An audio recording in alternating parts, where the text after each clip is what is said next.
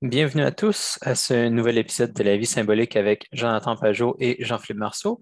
Aujourd'hui, on va regarder une histoire, c'est-à-dire l'histoire de Sir Gawain et le Chevalier Vert. C'est une histoire qui était assez célèbre au Moyen Âge, là, puis que même récemment, il y a un film qui est sorti dessus il n'y a pas si longtemps, c'est resté assez connu. Fait que je pensais qu'on ferait juste passer tranquillement à travers l'histoire en l'analysant aussi. Au début, la façon dont ça commence, c'est on se trouve à la cour du roi Arthur à Camelot pendant les festivités autour de la fête de Noël, du Nouvel An.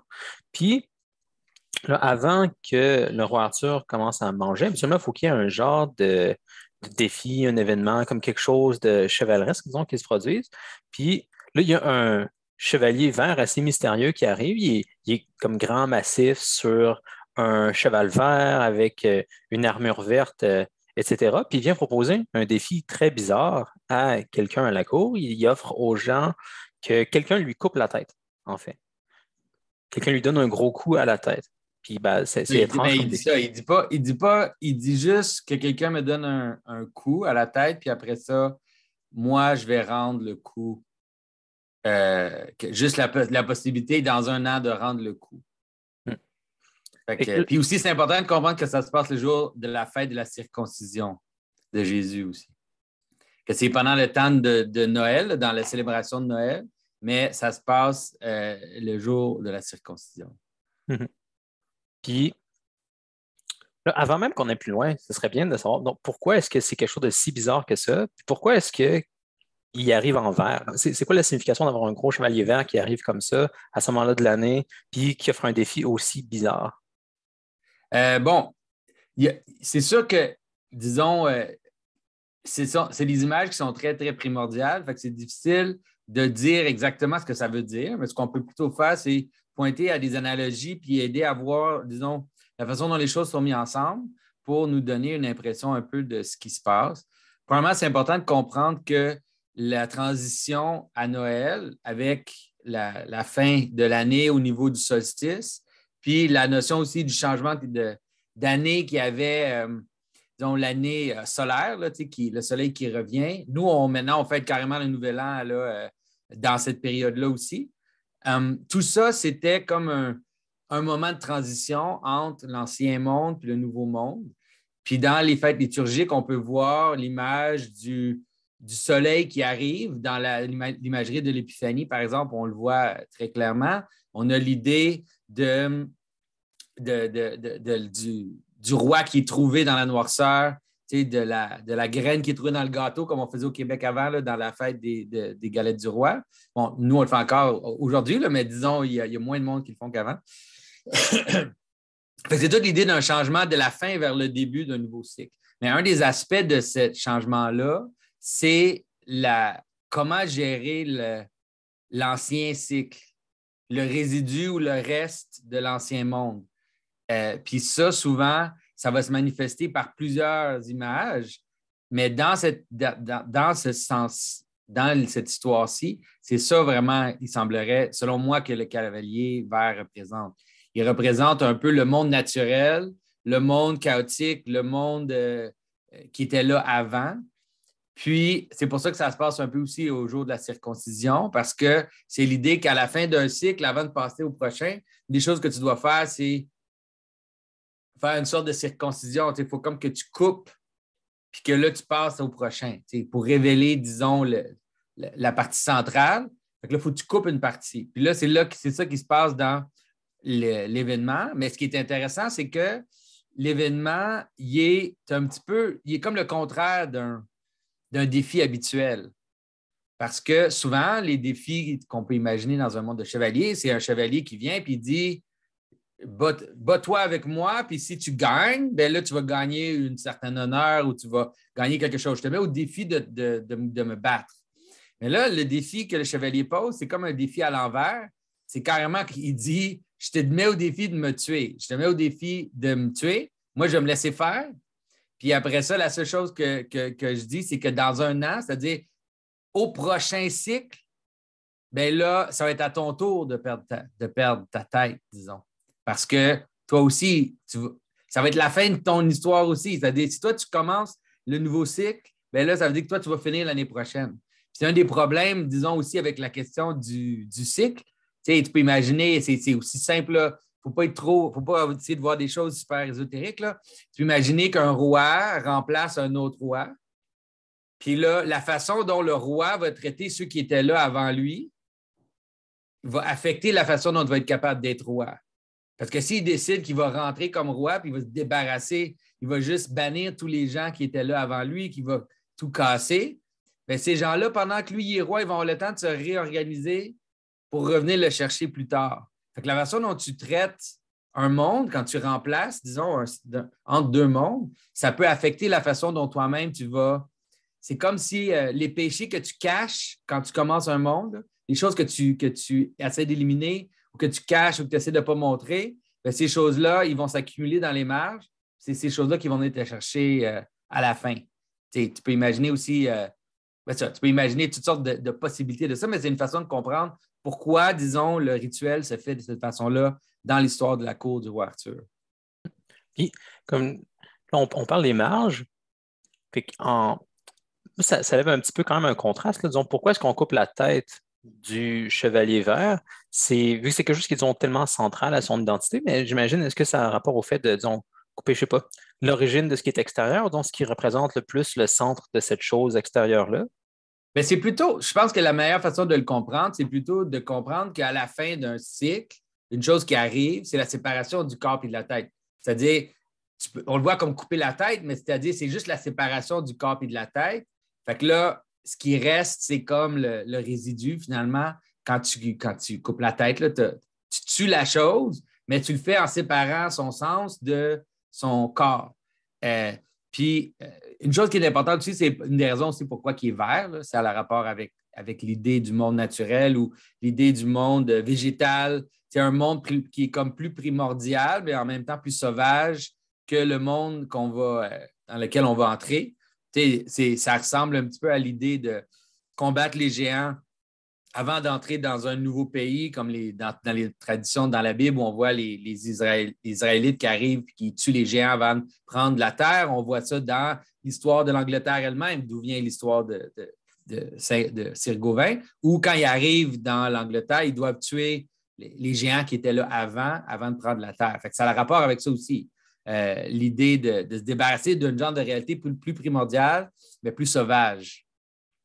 Ah, c'est bon, ça fait bien du sens. Fait que là, il va y avoir un chevalier qui se prend de volontaire pour faire ça, c'est-à-dire Sir Gawain. Effectivement, il se présente comme donne un coup de hache pour couper la tête du chevalier vert, réussit, mais le chevalier vert reprend sa tête, une autre chose qui est très marginale puis qui ne fait pas beaucoup de sens. Puis après avoir repris sa tête, ben, il s'en va, puis il dit à Sir Gawain de revenir le voir dans un an à la Chapelle Verte pour que le chevalier vert lui donne à son tour le coup de hache. Fait que là, l'année passe pendant un bout de temps, puis si je ne me trompe pas, c'est à l'Halloween ou à la Toussaint. Je pense à la Toussaint C'est autour de que la Toussaint, oui, Sir qu'il Gawain, part. Exactement, oui. puis là, il part vers les périphériques, comme il va essayer de trouver la Chapelle Verte. Là, c'est un bout de l'histoire que je ne connais pas. J'ai regardé quelques versions, mais s'il y a des bouts que tu vois qui manquent, Harry, tu peux juste m'arrêter et les dire. Rendu au coin de Noël environ, il cherche une place pour avoir accès à la messe. Puis il va faire une prière. Puis après la prière, il y a comme un château qui va apparaître dans lequel il va pouvoir aller assister à la messe. Puis il va rencontrer là comme le seigneur du château qui s'appelle Bertilac, puis qui lui dit ben, tu peux rester aussi dans mon château pendant quelques jours, puis tu iras continuer ton périple à la Chapelle Verte plus tard. De toute façon, c'est pas très loin. Il va accepter de rester là pendant quelques jours. Puis là, il y a une autre chose étrange qui se passe, c'est que le seigneur du château, Bertilac, il lui offre de faire des échanges ou les choses que Bertilac fait pendant la journée. Donc, les choses que Bertilac va aller rechercher pendant la journée. Tout ce qu'il va gagner, disons. Tout ce qu'il va gagner dans la journée, il va devoir le donner, puis tout ce que Gauvin gagne, il doit le donner à Bertilac. Exact. Fait que là, la première journée, quand Gauvin se lève, Bertilac est déjà parti chasser. Puis, pendant qu'il est encore dans son lit, Gauvin vient se faire séduire par la femme du Seigneur, en fait. Puis lui, il essaie de rester un bon chevalier, donc il repousse les avances de cette femme-là, mais pour la faire partir, il accepte qu'elle lui donne un baiser. Puis après Oui, c'est ça, important aussi de comprendre le danger dans lequel il est parce qu'il veut repousser ses avances, mais il ne veut pas trop la repousser parce qu'il sait que s'il l'offense, qu'elle, elle peut dire n'importe quoi à son mari, comme on voit dans l'histoire de Joseph, par exemple, où la femme se fait repousser, puis là, elle dit à son mari que l'homme a essayé de la prendre. Fait que là, finalement, fait qu'il est vraiment en danger. Il est vraiment en danger d'avoir cette femme-là très puissante qui essaie de le séduire. Lui, il doit réussir à se sortir de la situation sans trop se compromettre, puis sans se mettre en danger aussi.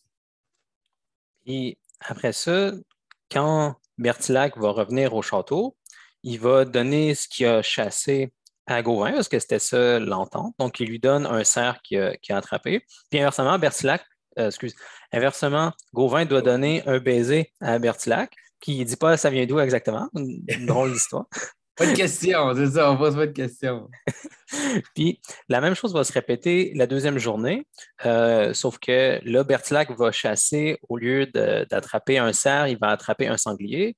Et Gauvin va recevoir 2 baisers de l'épouse de Bertilac au lieu d'en recevoir juste un. Donc, quand Bertilac revient au château, ils font encore l'échange, un sanglier contre 2 baisers.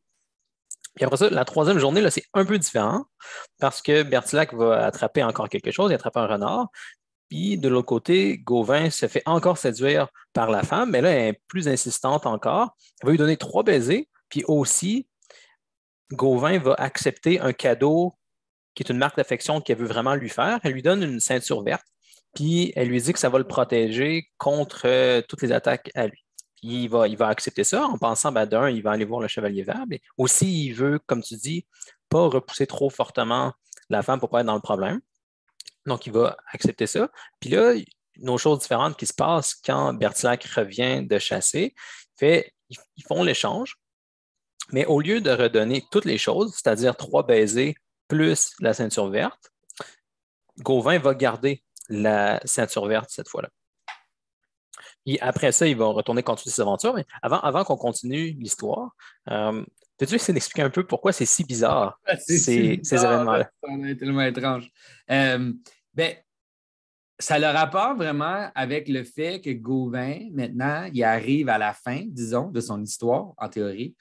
Puis, en arrivant à la fin de son histoire, maintenant, lui-même va tomber dans le monde de la marginalité ou le monde du rebord, là. Fait que si tu peux comprendre qu'au début de l'année, c'était l'étrange qui est arrivé dans le château de Roi Arthur, puis qui ont dû couper le restant pour démarrer le nouveau cycle. Mais là, maintenant, lui, il arrive à la fin de la journée, disons à la fin de la journée quand le soleil se couche, là, où le soleil, il s'en vient, il descend vers le plus bas. C'est important de comprendre que quand il part à la Toussaint, on est entre le solstice d'été et le solstice d'hiver, vraiment au point central entre les deux. Fait que c'est vraiment le moment où disons, la force du soleil qui descend dans son cycle est de plus en plus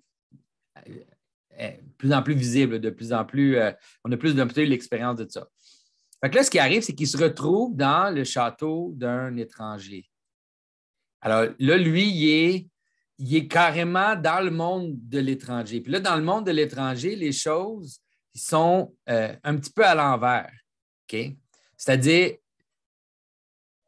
que lui, Gauvin, devient une proie. C'est super important de comprendre. Il devient une proie qui doit échapper la trappe, le piège qui est mis pour lui. OK? Si vous avez vu, ceux qui suivent ce que je fais en anglais, je viens de faire une vidéo sur le roi David qui essaie d'échapper le roi Saül. Puis c'est exactement ça. OK? C'est-à-dire, en fait, dans l'histoire, c'est lui la proie. Tu sais, quand j'oublie son nom, Bertilac, c'est ça? Bertilac, oui.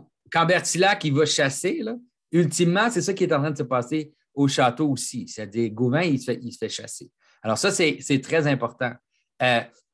Deuxièmement, c'est le problème de la femme étrangère, on pourrait dire. C'est-à-dire, il y a la notion de la séduction de la femme étrangère, qui est un thème qui est super important dans la Bible, puis qui est très important, disons, dans la culture elle-même, c'est que, tu sais, la femme ou les possibilités étrangères, les possibilités qui ne t'appartiennent pas, ils peuvent être extrêmement attirantes parce que c'est comme un mystère qui est à l'extérieur, mais il fait que, ultimement, tu vas, dans la Bible, on parle de perdre sa semence, que tu vas perdre ta semence avec la femme étrangère. Tu sais, le roi Salomon, il dit que si tu t'associes avec la femme étrangère, bien, les labeurs de ton travail vont aller à l'étranger. C'est-à-dire qu'il faut que tu fasses attention d'aller vers les choses qui ne t'appartiennent pas parce que tu vas perdre ton énergie dans ces choses-là. On peut le comprendre de toutes sortes de façons, mais dans ce cas-ci, c'est vraiment l'idée que ce n'est pas ta femme. Tu sais, c'est la femme d'un autre. C'est les possibilités de quelqu'un d'autre.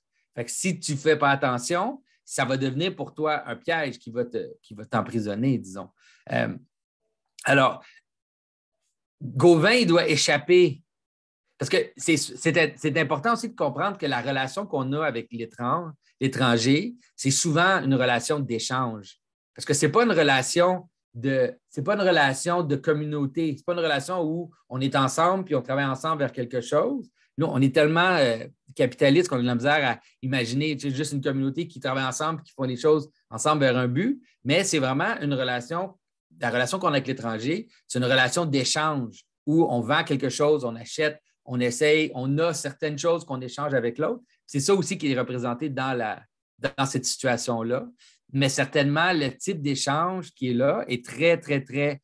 Et tout est à l'envers dans la situation. T'sais, le maître du château s'en va à l'extérieur. L'invité du château reste dans le château. L'invité du château devient comme le mari, ou essaie d'éviter, il est représenté comme le mari. T'sais. Tandis que là, le roi, lui, est à l'extérieur en train de chasser puis ramener des proies pour Gauvin, finalement, pour ramener des proies vers Gauvin. Fait que tout est comme à l'envers. Tu sais, si tu regardes les structures, tout est comme à l'envers, tout est dans un monde où les choses, ils sont pas ce qu'ils devraient être, disons. Fait que là, ce que ça fait, c'est que ça teste l'intention de Gauvin.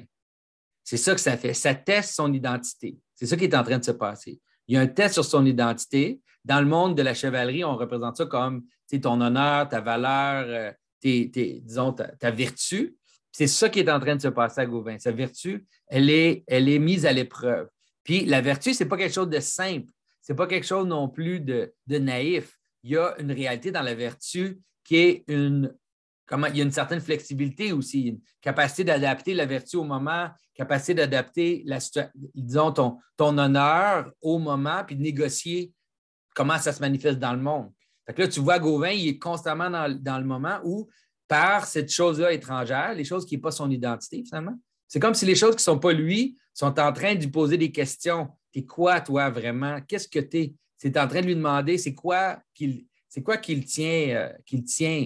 Puis c'est intéressant parce que c'est très imagé dans l'histoire, mais n'importe qui a voyagé, disons, va avoir une expérience semblable parce que tu penses qu'il y a des choses qui sont juste en toi ici. Puis quand tu quittes ton milieu, quand tu voyages, imagine, là, je ne sais pas, moi, tu finis le secondaire, tu t'en vas au cégep, puis là, tu vas vivre dans les résidences là-bas. Là, tout d'un coup, là, ça devient un test pour toi de qu'est-ce qui t'appartient vraiment ici, puis qu'est-ce qui est juste une sorte d'accumulation de comportement, là, parce que quand tu es à l'extérieur de chez toi, il n'y a personne pour te juger d'une certaine façon ou personne qui est important pour toi pour te juger. C'est pour ça que c'est souvent vraiment un test de ton identité et de tes valeurs profondes. C'est ça qu'on voit qui est en train de se passer. Puis finalement, Gauvin, il se compromet en acceptant un aspect de la marge. Il accepte une périphérie. Pensez-y, l'histoire, ça commence à la circoncision de Jésus, où la périphérie est enlevée. Puis là, lui, il prend de l'étranger une périphérie. Puis ça a le rapport aussi avec recevoir des animaux de Bertilac. Ça a le rapport avec tout ça qui est en train de se passer, là. C'est comme les vêtements de peau un peu dont je parle souvent. Fait que là, lui, il accepte de recevoir ça parce qu'il conçoit que de prendre quelque chose de l'étranger va le protéger de l'étranger. Ultimement, on va se rendre compte que c'est carrément de Bertilac qui doit être protégé. C'est ça qu'on va réaliser. C'est-à-dire, s'il accepte quelque chose de Bertilac, qui appartient à Bertilac, quelque chose de la périphérie, il va être protégé contre Bertilac. Fait que c'est vraiment l'idée là, des vêtements de peau qui est en train de se passer dans cette histoire-là. Là. Mais ça compromet Gauvin. De faire ça, ça compromet.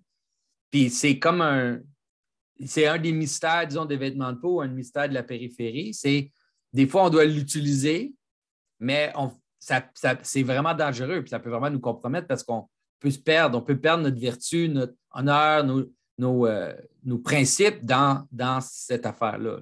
Mhm. Je me demandais aussi, est-ce qu'il y avait quelque chose de spécial avec le fait que c'est à Noël qui va prier et qui va trouver le château? Je vois bien que tu sais, c'est avec le fait qu'il il veut célébrer la messe pour Noël, mais est-ce qu'il y a quelque chose de spécial avec le fait que, disons, ce test-là commence à Noël? Ben, c'est ça. Moi, je pense que c'est parce que c'est la fin du. Aussi, c'est à cause du solstice. Ça n'a rapport avec le solstice. Là. Parce que Mhm. Noël est associé directement avec le solstice. Ça a rapport avec la journée la plus sombre.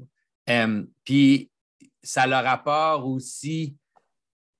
C'est comme c'est l'annonce aussi de ce qui s'en vient. C'est l'annonce de la circoncision du vieux cycle qui est comme en train de se préparer. Il y a comme la nouvelle identité qui va se manifester. Mhm. Puis là, il va avoir une sorte de test. Qu'est-ce qui est vraiment vrai, puis qu'est-ce qui doit être coupé ou qu'est-ce qui est marginal. C'est ça la question. Tout ça, ça a rapport là, avec ce qui se passe. Là. C'est tout ça qui est sur la table, disons. La question de qu'est-ce qui appartient à toi, qu'est-ce qui vient de l'étranger, qu'est-ce qui vient de l'étranger que tu dois refuser, qu'est-ce qui vient de l'étranger que tu dois accepter, même en sachant peut-être que ça va te compromettre. Mhm. OK, c'est bon. Donc, après ça, après ces aventures-là, il va partir avec la ceinture verte, puis il va aller essayer de trouver justement la chapelle verte pour voir le géant vert qui doit lui rendre son coup. Il Tu va. as dit que Gauvin, il aurait dû être un peu suspect quand il aurait dit que la ceinture était verte. Déjà, quand il voit que c'est carrément, ça aurait pu être comme un morceau de l'armure du chevalier vert. C'est comme, OK, oui, c'est verte la ceinture. Là, on sait de quoi qu'on parle. Là. Puis il va trouver la chapelle. En trouvant la chapelle, en fait, il se rend compte que c'est plus une grotte, puis ça ressemble un peu à quelque chose de païen. Au moins dans les versions que j'ai vues, là, ça ressemble plus à quelque chose de païen qu'à vraiment une chapelle chrétienne médiévale. Mais il va trouver le chevalier vert là-dedans, qui doit lui rendre ses coups de hache, fait qu'il va s'installer, prêt à se faire donner des coups. Puis là, j'ai vu deux versions. Là. Dans une, Gauvin allait comme le premier coup, disons, se retirer là, en paniquant un peu. Le deuxième coup, il allait juste rester la tête penchée. Puis j'ai vu aussi une autre version où il y avait juste la tête penchée les deux fois. Mais dans ces deux cas-là, il ne se fait pas trancher la tête tout d'un coup. Ça dit que le chevalier va s'arrêter juste avant d'être rendu à son coup ou qu'il va manquer, quelque chose comme ça. Là, Gauvin a vraiment envie d'en finir là, pour le troisième coup de hache et qu'il ne va pas bouger. Puis Bertilac, pas Bertilac, pardon. Ben, en fait, c'est Bertilac de toute façon, mais le Chevalier Vert va vraiment réussir J'ai à. gâché le punch. Là. Le Chevalier Vert va frapper effectivement le coup de Gauvin, mais il va juste lui donner un petit accrochage. Ça va faire à peine une toute petite plaie de rien du tout. Puis après ça, il révèle justement le punch que pendant tout ce temps-là, le Chevalier Vert, c'était Bertilac avec en alliance avec Morgane Lafay, qui voulait juste tester en fait la valeur de Sir Gauvin, qui n'a pas totalement réussi, comme on a dit, parce qu'il a accepté la ceinture verte, puis il n'a pas accepté de la retourner comme il avait entendu avec Bertilac. Mais il va se passer comme une dernière chose avant que l'histoire se termine complètement. Mais est-ce qu'il y avait une raison pourquoi, disons, les premiers coups n'avaient pas fonctionné? Pourquoi il a fallu trois coups avant de vraiment couper la tête, couper la tête, avant de faire un petit terrafleur sur Gauvin? Oui. Ben, c'est sûr que les trois coups, ça a le rapport avec les 3 jours. Mhm. Les 3 jours que Bertilac part, puis revient, disons, en faisant l'échange. Puis ces 3 jours-là, pour moi, c'est sûr que ça a le rapport avec les jours dans la mort. Là. Mhm. Ça a le rapport avec, la mort de Jésus, puis la notion de descendre dans la mort ou dans le lieu de danger pendant 3 jours. Puis la façon dont on va réussir à sortir de cette situation-là. Euh, puis c'est comme si, tu sais, de se compromettre à chaque moment aurait pu le tuer, mais il y a quelque chose qui fait qu'il s'est compromis juste assez Parce que s'il n'avait pas eu la ceinture, peut-être qu'il aurait coupé la tête. Tu sais, ça ne dit pense. pas dans l'histoire. Là. Tu sais, ça ne dit pas dans l'histoire que s'il avait la ceinture, il n'aurait pas coupé la tête. Là. Mhm. Il avait la ceinture. Puis Fait la qu'il ne pouvait ceinture pas est lui. censée le protéger aussi. C'est ça Exactement. qui Fait que était la fait dire. ceinture. Il y a comme une idée dans l'histoire qu'il ne pouvait pas lui couper la tête. Fait que c'est ça, cette histoire-là est extrêmement subtile. C'est-à-dire, il s'est compromis, puis là, à cause de ça, il a reçu la coupure, puis il a reçu la honte de s'avoir compromis. Mais si ce n'était pas compromis, peut-être que ça s'est fait couper la tête. Hmm. Alors, c'est ça la situation. Tu sais. Puis, moi, je pense vraiment que les 3 jours, ça a le rapport aussi avec la question de la mort, puis la question du moment d'épreuve, on pourrait dire, dans lequel notre vertu, elle est mise face à face à un test réel, là, un test où il faut adapter notre vertu au moment. Puis comment qu'il y a toujours il y a souvent un genre de résidu, on n'arrive pas à être totalement aligné. Puis c'est comme si ce résidu-là, c'est un péché, dans le fond. Mais c'est une transgression, c'est une meilleure façon un meilleur mot. C'est comme piler à côté de ce que vraiment tu devrais faire en essayant de l'associer. Puis ça a rapport avec le résidu aussi. Une transgression, ça l'amène un résidu parce que tu ne frappes pas vraiment, tu frappes à côté. Tu amènes quelque chose qui n'est pas dans la cible que tu voulais frapper, tu l'amènes dans l'histoire. Tu la traînes dans l'histoire. Fait que c'est tout ça, c'est pour ça que c'est une histoire qui est extrêmement subtile. Puis, une chose que je pourrais dire aussi qui est important de comprendre, c'est que, comme tu disais, le fait que la chapelle verte, ça a rapport avec le paganisme. En effet, ça a le rapport avec ça. Puis, une des choses qui est en train d'être démontrée dans cette histoire-là, c'est la relation entre le christianisme et le paganisme. La façon dont le christianisme est ce que le christianisme a remplacé le paganisme et la façon dont il le fait amène une sorte de coupure. Amène une sorte de vengeance. C'est-à-dire, il y a un aspect dans le paganisme qui a été comme démoli, disons, au début du christianisme, qui a créé ce loop-là. Je ne suis pas sûr que l'auteur de Sér-Gauvin s'en rendait compte que c'était qu'il parlait de ça aussi. Mais aujourd'hui, on peut le voir. On peut voir le paganisme qui revient, mais on le voyait même à partir de la Renaissance, où le paganisme qui revient se venger de la façon dont il a été coupé, la façon dont il a été éliminé.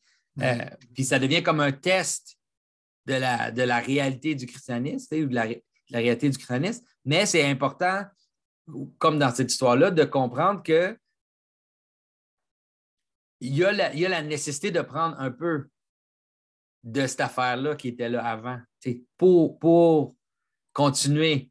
Puis que c'est peut-être des fois un peu un scandale, mais que tu ne peux pas vraiment l'empêcher. Il y a comme tu peux pas être. Il n'y a pas l'idée de la pureté absolue, c'est quelque chose qui existe juste dans l'invisible, là, qui n'existe pas dans le monde incarné.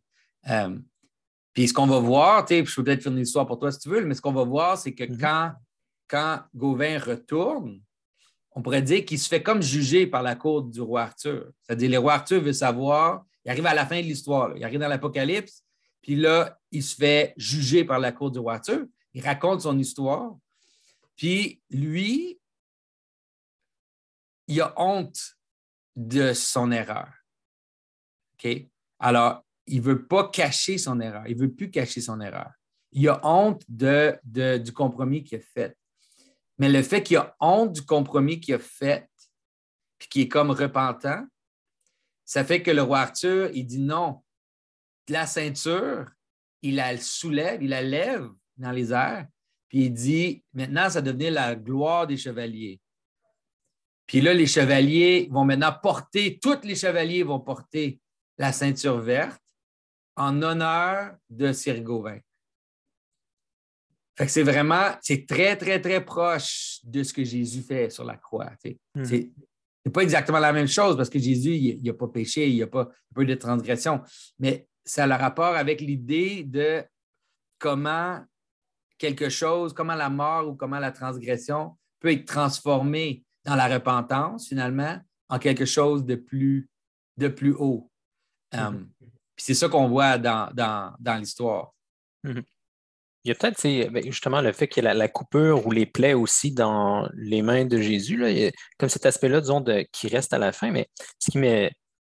Ça m'a surpris quand tu as dit que s'il n'avait pas pris la ceinture, il serait peut-être mort, parce que j'avais l'impression, tu sais, disons, les 2 premiers jours, il n'y a rien accepté, donc la hache manque, donc il n'y a aucun dégât qui sont faits les 2 premiers jours. Le troisième jour, il y a le problème d'avoir accepté la ceinture.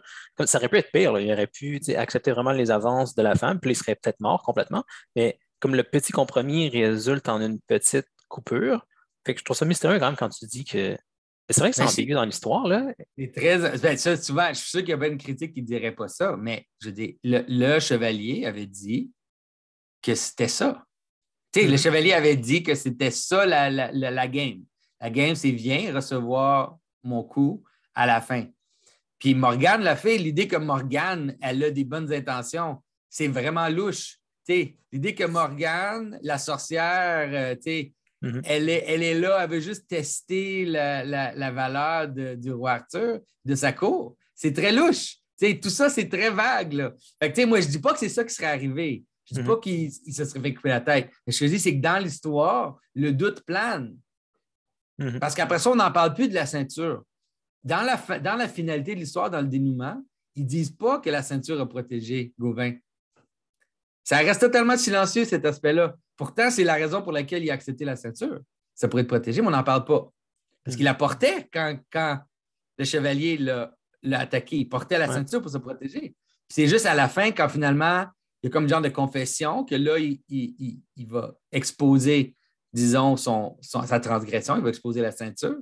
Mais c'est ça, c'est comme, regarde, j'ai été. C'est pour ça que c'est ambigu. C'est-à-dire, tu pourrais dire quelque chose comme. Ça a le rapport avec le fait quand Jésus dit, tu sais, il faut que le scandale arrive. Mhm. Euh, que l'idée de dire, par exemple, que on ne dit pas que la chute, c'est bon, mais la chute, l'incarnation, c'est mieux. Mhm. Tu sais, que l'incarnation, que la crucifixion, c'est la plus grande révélation. Mais tu sais, on ne dit pas que c'est bon, puis on ne dit pas que la chute, c'est bon. Mais on a comme Mhm. l'idée, tu le vois ça, par exemple, dans Saint-Irénée de Lyon, tu vois, il suggère l'idée qu'Adam et Ève, ils étaient peut-être plutôt des enfants naïfs, puis que la chute, c'était comme, en fait, ça devient comme une zone d'opportunité pour devenir plus. Euh, Puis c'est ça l'espèce de mystère. Fait que c'est comme, disons, ça peut être dangereux d'aller dans cette direction-là pour passer euh, l'idée de dire que le péché, c'est bon, le péché, c'est pas bon, nos transgressions sont pas bonnes, nos transgressions sont pas, c'est pas les meilleures, mais il y a quelque chose dans la transgression qui peut être transformé par Dieu en quelque chose de plus haut, que ça peut nous amener plus haut, même que ce qu'on était avant. Une fois que tu as péché, puis tu t'en rends compte, puis tu confesses, puis tu réussis à, disons, maîtriser ta passion, ben, tu es plus que tu étais avant. Tu es une Mhm. personne qui se connaît cette affaire-là, mais qui l'a maîtrisée. Fait que tu es une personne qui devient plus que ce que tu étais avant d'avoir tombé dans le péché. C'est pour ça aussi que les saints, souvent, c'est des grands pécheurs au début. Tu vois les histoires de Saint-Marie d'Égypte, c'est l'exemple ultime où elle vivait une vie complètement de débauche, mais que à cause qu'elle est tombée tellement bas, il y a quelque chose dans cette transformation qui était vraiment très, très, très, très remarquable. Mhm. J'essaie de penser à ce qui se serait passé si Gauvin avait accepté aucune des avances comme du tout. S'il n'avait même pas accepté, disons, un baiser le premier jour, puis peut-être qu'il serait juste complètement mort, là. Ben, Ben oui, il peut-être serait comme mort. sur le Oui, coup. tu sais, comme dans l'histoire de Joseph, tu sais, Ouais. il aurait pas compris qu'il allait se mettre. S'il n'avait pas compris qu'il se mettait vraiment en danger en refusant complètement Mhm. les avances là, ou en insultant l'honneur de la dame, là, Mhm. Puis il y a c'était quelque pas une chose bonne de, idée. il y a quelque chose de bon dans cette façon-là de se comporter aussi. Tu sais, ça n'aurait pas été mauvais nécessairement, mais ça n'aurait pas eu comme la fin dramatique puis la victoire ultimement que Gauvin a à la fin de tout ça. Oui, mais il y a aussi, c'est parce qu'il y a aussi l'idée qu'on a dans. Il y a quand même cette idée-là un peu dans le christianisme, je pense dans les sociétés traditionnelles en particulier, que c'est vraiment important de se préserver l'honneur de l'autre. Que si tu peux, que tu donnes une sortie Tu n'essaies pas tu sais, comme sur Twitter, là, tu sais, de clencher quelqu'un, là, de l'écraser, mais de toute façon, quand tu penses comme ça, là, tu ne comprends pas la réalité, parce que quand tu fais ça, tu laisses en effet ce genre de résidu-là qui, après ça, revient te chercher là, plus tard. Là. Mais il faut que l'idéal, c'est de laisser une porte de sortie pour ton ennemi même, pour que ton ennemi puisse sauver le face. Puis comme ça, il ne va pas avoir l'énergie de revenir vers toi après. Fait que, ça, c'est quelque chose qu'on comprend mal souvent aujourd'hui. On dit, tu aurais dû lui dire ça ou tu aurais dû faire ça, mais ce n'est pas sage. La sagesse, c'est plutôt comment je pourrais dire, de résister le mal, mais de ne pas se faire, de ne pas monter des ennemis contre toi, ça ne sert pas à grand-chose. C'est bon. Sinon, chacun, il y a une autre affaire que tu avais dit qui m'avait surpris là, quand tu parlais aussi de la façon dont le paganisme revient depuis la Renaissance, disons, puis le parallèle entre ça et le Chevalier Vert. Puis là, je suis curieux de voir, entre autres, le moment de couper la tête, comment est-ce que tu le vois dans cette histoire-là aujourd'hui? Disons, si le paganisme est en train de revenir avant qu'un nouveau cycle commence, disons, je veux bien comprendre la transition que tu vois là. Tu imagines d'une certaine façon que là, disons, c'est un test qu'il y a pour le christianisme, d'être capable de couper la tête Non, du c'est paganisme qui qu'en ce revient. moment, c'est c'est le christianisme qui se fait juger. Mhm. C'est comment. C'est-à-dire, quand, les chrétiens, quand tu fais des choses, puis là, tu essaies de mettre l'emphase sur la vertu, ou tu Mhm. essaies de mettre en avant la vertu de ce que tu fais. Puis là, quand tu fais ça, tu caches les transgressions. Okay? C'est ça que Gauvin fait aussi, même avec la ceinture verte. Tu caches les transgressions, tu les tasses. Puis tu n'en parles pas trop, tu essaies de les enlever parce que tu es comme focusé sur ton but puis sur ton histoire, tu veux faire ça. Mais à un moment donné, plus quand toi, tu t'affaiblis à la fin de ton cycle, bien, ces choses-là, ils vont revenir parce qu'ils sont là. Les scandales sont là, les scandales que tu as faits sont là. Fait que l'histoire, on pourrait dire qu'en ce moment, le christianisme se fait juger, se fait juger par ses propres péchés. Mhm. Fait que les gens puis ça ne veut pas dire qu'il faut arrêter d'être chrétien, ça ne veut pas dire qu'il faut non plus. Comment je pourrais dire, ça ne veut pas dire qu'il faut accepter le mensonge ou qu'il faut accepter des choses comme ça, malgré que dans l'Évangile, il semble suggérer que si tu acceptes le mensonge, tu vas gagner à la fin. Mais tu sais, je ne dis pas que c'est obligé que tout le Où monde ça? fasse ça. Je comprends pas, je suis mêlé. C'est l'idée que si tu acceptes le blâme, Mhm. que si tu acceptes OK, un OK. blâme qui n'est pas mérité, qu'en fait, tu te fais à l'image du Christ. Fait Mhm. que, bon, il y a ça, mais il y a quand même l'idée, disons, en général, que le christianisme se fait juger à la fin de son histoire. Puis la question, c'est comment il va Je comprends. s'en sortir, disons. Mais OK, j'avais pas compris, ça veut dire la correspondance que tu faisais. Là, on est plus, disons, au stade où Gauvin est rendu dans la chapelle verte avec Oui, le chevalier vert, avec les coups de hache, puis on ne sait pas exactement qu'est-ce qui va se passer. on ne sait pas, ben, on ne sait pas le jugement. C'est comme on est on est dans le jugement, là, on est dans le Mhm. test. Là. Mhm. Puis c'est ça. Ah, Fait que c'est sûr que c'est pas le fun, mais si on comprend aussi que ça fait un peu partie de l'histoire, puis aussi l'idée que c'est pas nécessairement toujours un jugement qui est juste, mais c'est ça la question. C'est-à-dire Jésus s'est fait juger de façon injuste. Mais c'est ça, c'est comme, je pourrais dire que c'est Rome, ou la Rome païenne qui revient juger encore. Mhm. C'est bien. Je n'avais pas pensé à ça. C'est intéressant. Je m'attendais pas à ça. Euh, OK. je pense que je pense que ça couvre moi ce que j'avais de prévu pour cette histoire-là. Je ne sais pas si c'est quelque chose que tu voulais ajouter avant de conclure l'épisode. Non, mais disons, l'image de Rome, c'est une bonne image pour que les gens puissent comprendre un peu de quoi je Oui. parle. Ouais. C'est-à-dire, le christianisme a gagné, disons, au 4e siècle, puis il a dû décider, il a dû comme couper Rome d'une certaine façon, Mhm. mais en coupant Rome, il a pris une partie de Rome pour son corps, pour le corps de l'Église. Mais ça avait un avantage, mais ça avait aussi un désavantage qui allait apparaître plus tard dans l'histoire, qui allait comme se manifester plus tard dans l'histoire du christianisme. Et donc, on voit Rome revenir, disons, juger le christianisme, mais à la fin, ça va être ça, c'est pour ça que c'est très subtil. c'est qu'à la fin, il va aussi avoir un aspect de... Ça va aussi être ça qui va aider à la fin. Ça va être ce qu'on a pris de Rome qui va nous aider aussi en partie à la fin. Même si c'est ça qui nous juge. C'est ça aussi le problème à la fin. Tout devient un peu étrange et circulaire. Mais ça a le rapport, disons, tout ça, c'est le rapport avec l'arche de Noé. Quand Noé arrive à la fin, ben là, il coupe le géant, il se coupe du géant. Le monde est inondé. Il y a un déluge, mais lui, il va garder un aspect de ce que les géants avaient pour se préserver à travers le déluge. Fait que c'est ça. Ouais. Ça a rapport avec l'intégration aussi, la bonne intégration. Ouais. On avait déjà parlé un peu dans l'épisode sur l'événement de Pau et la technologie, là, justement.